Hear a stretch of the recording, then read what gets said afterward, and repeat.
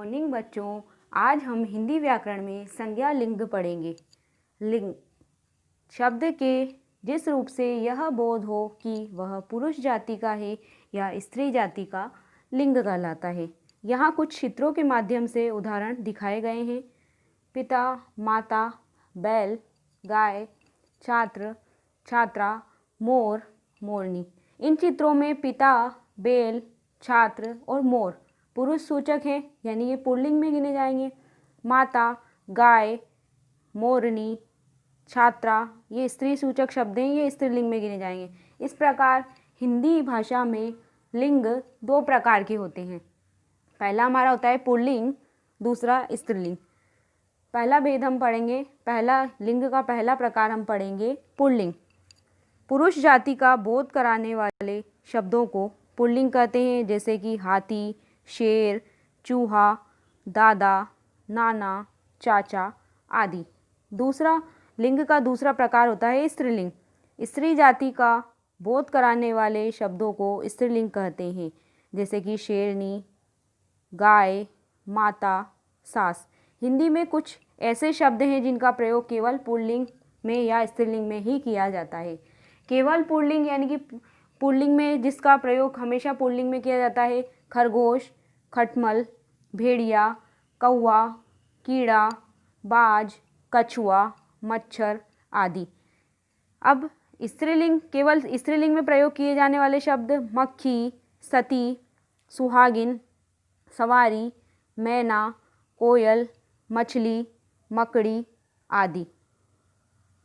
ऐसे शब्दों का लिंग परिवर्तन करते समय उसमें पहले नर या मादा लगा देते हैं, यानी इन शब्दों का जब हम लिंग परिवर्तन करेंगे तो पुल्लिंग में नर शब्द लगाएंगे और स्त्रीलिंग में मादा शब्द लगाकर इसका लिंग बदलेंगे। जैसे कि नर मक्खी, तो इसका हो जाएगा मादा मक्खी। नर तोता, मादा तोता। अब यहाँ कुछ शब्द मैं बता रही हूँ जो हमेशा पुल्लिंग और स्त्रीलिंग में होते हैं। देशों के नाम हमेशा पुल्लिंग में आएंगे।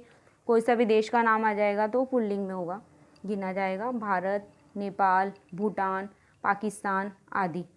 पर्वतों के नाम हिमालय, मलय, विंध्याचल, आल्प्स आदि हमेशा पुल्लिंग में गिने जाएंगे।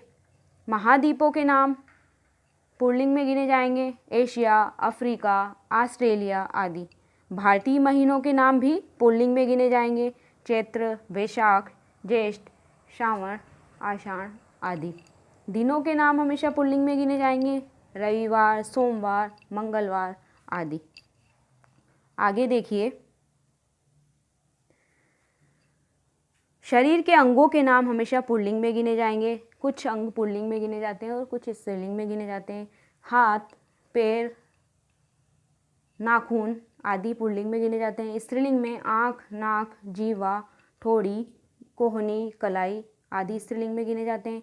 अन्न के नाम हमेशा पुल्लिंग में गिने जाते हैं: गेहूँ, चावल, चना, मटर, बाजरा आदि।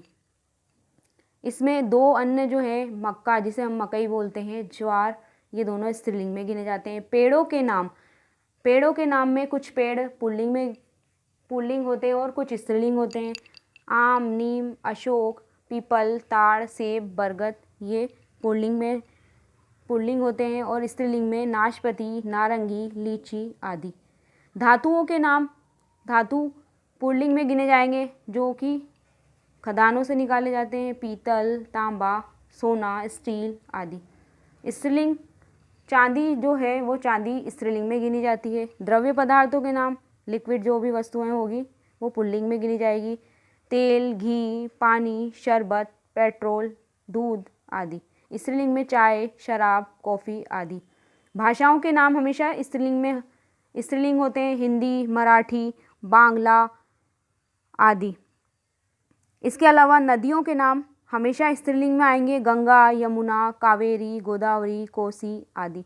किराने की दुकान के सामान, चाय, हींग, इलायची, हल्दी, लौंग, सुपारी ये सब स्त्रीलिंग में होते हैं।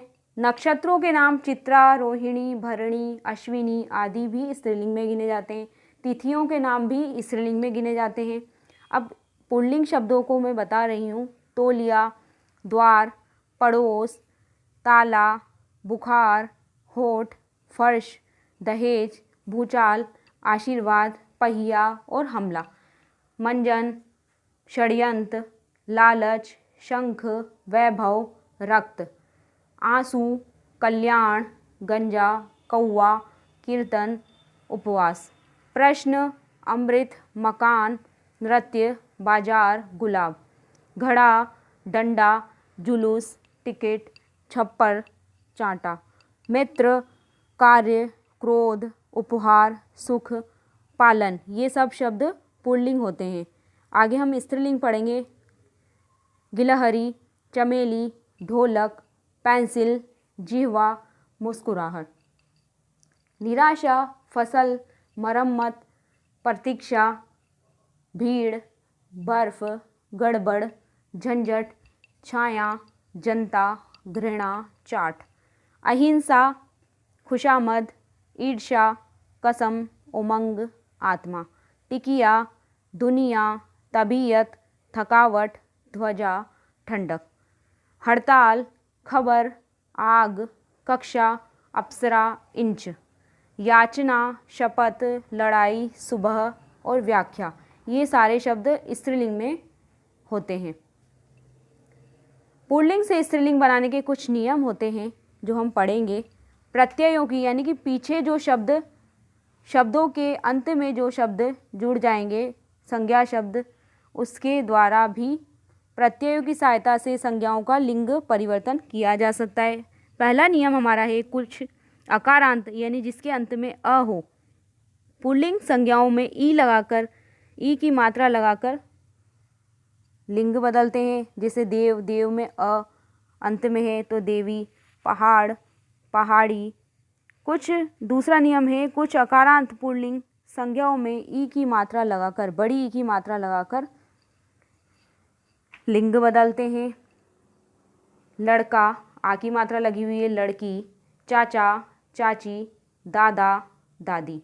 तीसरा नियम हमारा है, कुछ अकारांत पुल्लिंग संज्ञाओं में नी जोड़कर, बड़ी अकारांत शब्द है ये ऊंट, ऊंट में अ का साउंड सुनाई दे रहा है, अ की ध्वनि सुनाई दे रही है हमें। ऊंटनी, मोर, मोरनी, शेर, शेरनी।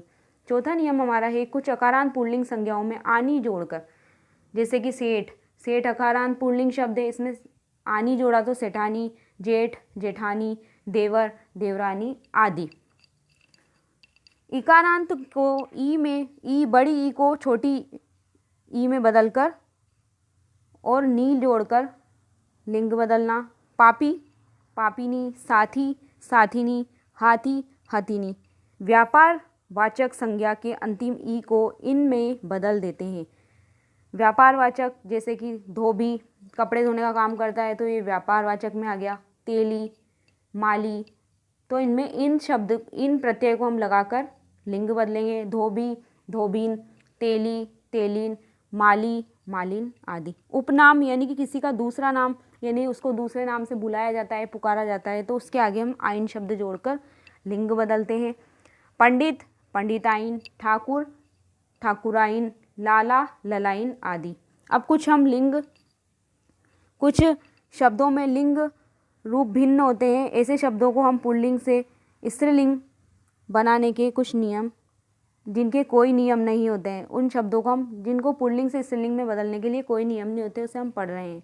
कवि, कवियत्री, पति, पत्नी, वीर, वीरांगना, भाई, भाभी, बैल, गाय, साहब, मेम, नर, नारी, आदमी, औरत।